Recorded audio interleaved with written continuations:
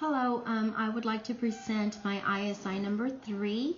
I'm going to start with our hands-on activity number 1. Hands-on activity number 1, our TEKS is 5.11, Reading Comprehension of Informational Text and Expository Text. Students analyze, make inferences, and draw conclusions about expository text and provide evidence from text to support their understanding. Students are expected to summarize the main ideas and supporting details in a text in ways that maintain meaning and logical order.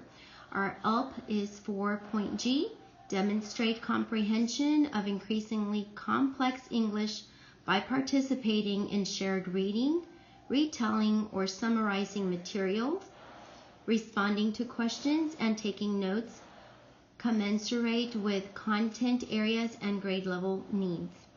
Our first activity is a word bingo game, and the instructions for bingo are step 1, give every student a bingo card, then call out the word. Students must then identify the word on their bingo card and cover the space with a pebble piece. If a student has all the words covered diagonally across a row or vertically in a column, they should call bingo. After playing one round of bingo, I will instruct students not to remove the pebble pieces. Then students will take turns uncovering spaces and say the bingo word out loud. The student who called bingo first will go first. Teacher and students will then review the word out loud with the corresponding page number on the graphs and sidebars from the text Gandhi from pages 6, 10, 11, and 14.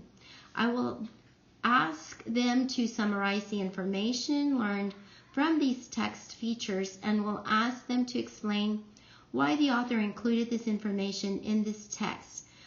So to give information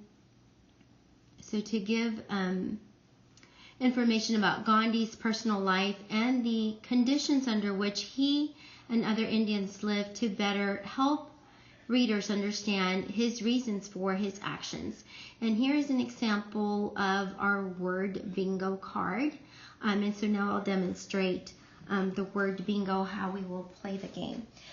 So the teacher will call out a word, for example, gather. The student will place the pebble on the word, and just as an example, I call out the words, the student places the pebble on the words, and here the student has all of the words covered diagonally. We have a free space here. So the student that first calls out bingo, I will ask them to go ahead, and that first person is going to remove one pebble of their choosing from the bingo card. For example, they will remove this pebble, and then the word will be conflict. Underneath it shows a page number. It says page number 14. The students and the teacher will then turn to our Gandhi book to page 14. And so here we will read from our highlighted area, our sidebar, which gives us information about conflict in Gandhi's life. And so we will continue to take pebbles off of the word bingo, and it'll direct us to a certain page number where we will do our reading. Then next, activity number 2. For activity number 2, we have a hands-on activity. Our TEKS and ELP is the same as activity number 1. The instructions for our activity 2, which is beat the clock game,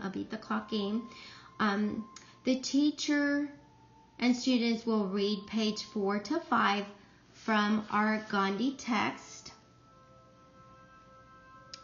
and discuss elements of Gandhi's accomplishments, influence, and personality from the information in this section. The teacher will give every student a 3-row graphic organizer of Gandhi's accomplishments, influence, and personality. And the teacher will set a timer for 5 minutes and call out the word "beat the clock" as a prompt for students to start listing information from the book that reflects Gandhi's personality, accomplishments, and influence on others in the 3 sections of the graphic organizer. So students who finish first wins the beat the clock game. Here is what the graphic organizer looks like, and I will go ahead and show you an example of the graphic organizer.